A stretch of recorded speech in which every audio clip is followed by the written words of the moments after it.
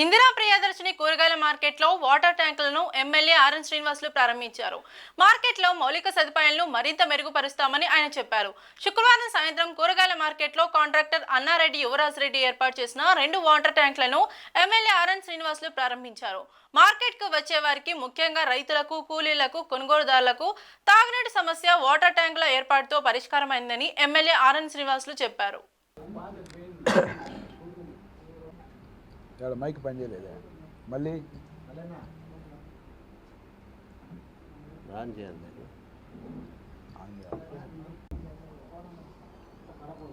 అందరికీ ప్రింట్ మీ 27, 28, 29 కడప మహానాడు, తెలుగుదేశం మహానాడు జరిగిన తీరు గతంలో ఎప్పుడు కూడా ఎక్కడ కూడా జరగని విధంగా కడపంతా పసుపుమయం అవడమే కాకుండా నిన్న జరిగిన బహిరంగ సభ భారీ ఎత్తున లక్షలాదిగా తరలి వచ్చి ప్రజలు, పార్టీ నాయకులు, కార్యకర్తలంతా కూడా విజయం చేసినందుకు దీంట్లో భాగస్వామ్యమైన అందరినీ కూడా కృతజ్ఞతలు తెలియజేస్తూ, అదేవిధంగా ముఖ్యంగా తిరుపతి పార్లమెంటు పరిధిలోని 7 నియోజకవర్గాల నుంచి కూడా భారీ ఎత్తున బహిరంగ సభలో పాల్గొనడం, గత 2 రోజులుగా జరిగిన ఏదైతే డెలిగేట్స్ మీటింగ్కి సంబంధించి కూడా అందరూ పాల్గొనడం జరిగింది. ఈ సందర్భంగా ఆడ తీసుకున్న నిర్ణయాలు ఒకసారి చూస్తే, గతంలో ఏదైతే శాసనాలని మనం చాలా చూసాం. రాజుల నాటి కాలంలో ఒక శాసనాల ద్వారా దీర్ఘకాల ప్రయోజనాలు దృష్టిలో ఉంచుకొని ప్రజలకు ఏ విధంగా మేలు చేశారో చూసాం. ఈరోజు నారా లోకేష్ గారు ప్రజలు ఏదైతే మ్యాండేట్ ఇచ్చారో దానికి అనుగుణంగా పార్టీని ముందుకు తీసుకెళ్లడమే కాకుండా, ఏదైతే ఈ 6 సంబంధించిన శాసనాలు ఉన్నాయో దానికి సంబంధించి తెలుగుదేశం వ్యవస్థాపక అధ్యక్షులు శ్రీ నందమూరి తారక రామారావు గారు ఏ ఆశయాల కోసం, ఏ పేద ప్రజల కోసం, తెలుగువారి ఆత్మగౌరవం కోసం తెలుగుదేశం పార్టీ స్థాపించారో దానికి అనుగుణంగా తెలుగువారి గర్వం పేరుతో తెలుగువారి ప్రతిష్టను ఇనుముడింపజేసే విధంగా, తెలుగువారి ఆత్మాభిమానం ఎక్కడ కూడా ఇది లేకుండా ప్రపంచవ్యాప్తంగా ఉన్న తెలుగువారి గౌరవాన్ని నిలిపే విధంగా నిర్ణయాలు తీసుకొని ముందుకెళ్లాలని ఆ యొక్క శాసనం ద్వారా ముందుకెళ్తూ ఉండడం జరిగింది. అదేవిధంగా ఏదైతే యువశక్తి మీరు చూశారు, యువగలం పేరుతో రాష్ట్రంలో 3000 పైచిలకు పాదయాత్ర జరిపి అక్కడ ప్రజల యొక్క సమస్యలను తెలుసుకొని కుల వృత్తులు, చేతి వృత్తులు, అదేవిధంగా అగ్రవర్ణాల్లో ఉండే పేదల యొక్క దుస్థితి, రైతుల సమస్యలు, అదేవిధంగా ఉద్యోగుల సమస్యలు, కార్మికుల సమస్యలు, ఈ విధంగా చెప్పుకుంటూ పోతే అన్ని వర్గాల యొక్క సమస్యలని కూడా తెలుసుకొని ఎక్కడికక్కడ ఆయా నియోజకవర్గాల్లో వాళ్ళ సమస్యలన్నీ కూడా నోట్ చేసుకొని రాబోయే రోజుల్లో పరిష్కరిస్తామని చెప్పిన మాట ప్రకారం ఈ సంవత్సర పరిపాలనలో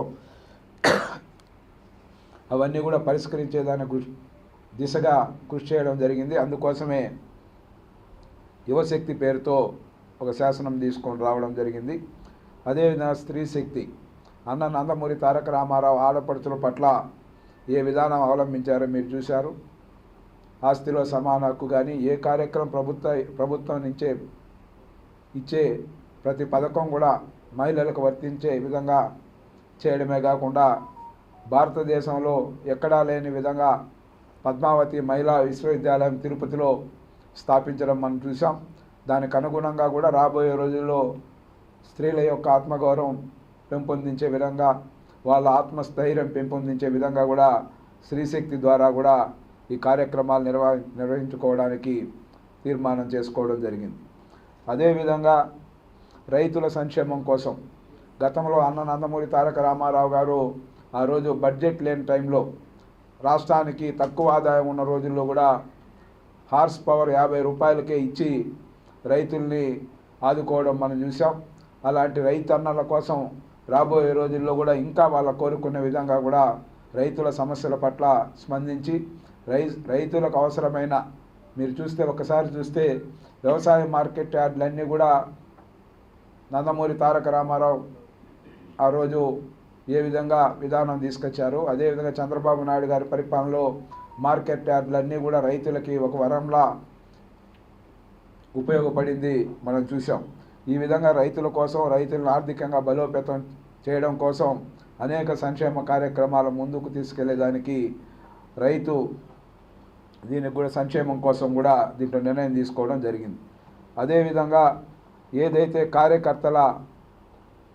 కార్యకర్తల కోసం మీరు చూశారు, గతంలో ఎన్నడూ లేని విధంగా కూడా కార్యకర్తలకు ఈరోజు వాళ్ళ యొక్క ప్రమాదంలో మరణిస్తే 5 లక్షల రూపాయలు సభ్యత్వం ఉన్న ప్రతి కార్యకర్తకు కూడా ఇన్సూరెన్స్ వచ్చే విధానమే కాకుండా ఇంకా కూడా వాళ్ళకి బెటర్గా వాళ్ళకి ఏదైనా కుటుంబంలో ఇబ్బంది వచ్చి ఏదైనా జరిగితే వెంటనే కూడా ఆదుకునే దిశగా కూడా నిర్ణయాలు చేయడం మనం చూసాం. దాన్ని ఇంకా కూడా మరింత పదును పెట్టి కార్యకర్తలకు అండగా తెలుగుదేశం పార్టీ అనే నినాదంతో ముందుకెళ్లేదానికి కూడా కార్యకర్తల దీనికి సంబంధించి ఒక నిర్ణయం తీసుకోవడం జరిగింది.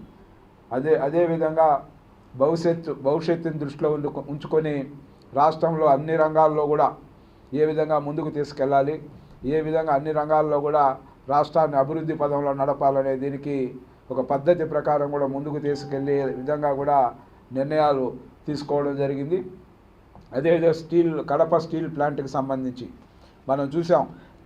కడపలో పుట్టాను, కడప గడ్డనాది అని చెప్పుకున్న జగన్మోహన్ రెడ్డి ఏదైతే కడప స్టీల్ ప్లాంట్కి సంబంధించి ఎక్కడ వేసిన గొంగలు అక్కడే ఉంటే 12 రోజుల్లో కూడా ఆ పనులన్నీ కూడా వేగవంతం చేసి మళ్ళీ త్వరలోనే కూడా కంప్లీట్ చేసి నా చేతుల మీదుగా ప్రారంభోత్సవం చేస్తానని కూడా నిన్న చంద్రబాబు నాయుడు గారు ఆ సభలో చెప్పడం రాయలసీమకే తలమానికంగా కూడా ఆ స్టీల్ ప్లాంటు వచ్చేదే కాకుండా మనందరికి కూడా మన బిడ్డలందరికీ కూడా ఎక్కువ మందికి ఉద్యోగ అవకాశాలు కానీ ఆర్థికంగా కానీ ఈ రాయలసీమ అభివృద్ధి చేసేదానికి దోహదపడుతుందని కూడా తెలియజేస్తూ అదేవిధంగా అమరావతి మీరు చూశారు, అమరావతి పునర్నిర్మాణానికి సంబంధించి ప్రధానమంత్రి చేతుల మీదుగా కూడా ఆ యొక్క నిర్మాణ పనులకి మరొకసారి శంకుస్థాపన చేసుకొని ప్రారంభించడం జరిగింది. ఆ పనులు కూడా కేంద్ర ప్రభుత్వంతో ఒప్పించి ప్రధానమంత్రి సహకారంతో ముందుకు తీసుకెళ్లడం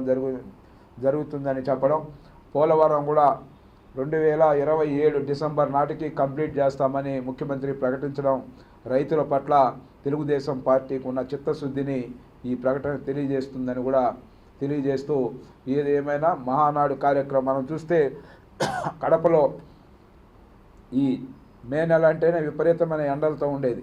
కానీ అక్కడ 3 రోజులు కూడా చల్లదనం ఉట్టిపడేలాగా ఏ విధంగా ఆహ్లాదకరమైన వాతావరణం ఉందో మనం చూసాం.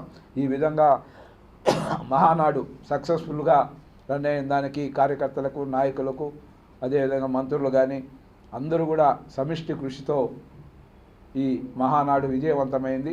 మళ్ళీ ఎన్టీ రామారావు ఉండి మహానాడును జరిపిస్తూ ఉండారా అనే విధంగా నిన్న మహానాడు జరిగిందనేది వాస్తవం అని కూడా తెలియజేస్తూ అందరికి కూడా మరొకసారి శుభాకాంక్షలు, అభినందనలు తెలియజేస్తాను. ప్రధాన పట్టణాలైన మన కర్నూలుకు సంబంధించిన హైకోర్టు డివిజన్ బెంచ్ ఒకటి ఏర్పాటు కూడా చంద్రబాబు నాయుడు గారు ప్రకటన చేశారు. అది కూడా త్వరలోనే మన రాయలసీమలో కర్నూలులో కంప్లీట్ చేస్తామని, అదేవిధంగా ఏదైతే టెంపుల్ సిటీస్ ఉన్నాయో దానిలో కూడా అన్ని రంగాల్లో కూడా అభివృద్ధి చేసే దిశగా వాటన్నిటిని కూడా ముందుకు తీసుకెళ్లడం అని చెప్పడం. రాయలసీమ ప్రజలుగా మరొకసారి చంద్రబాబు నాయుడు గారికి, నారా లోకేష్ గారికి ఈ సందర్భంగా కూడా థ్యాంక్స్ చెప్తూ మరిన్ని కార్యక్రమాలు ప్రజారంజకమైన రామరాజ్యాన్ని తలపించే విధంగా ఈరోజు ఎన్డీఏ కూటమి పరిపాలన సాగిస్తూ ఉందని తెలియజేస్తాం.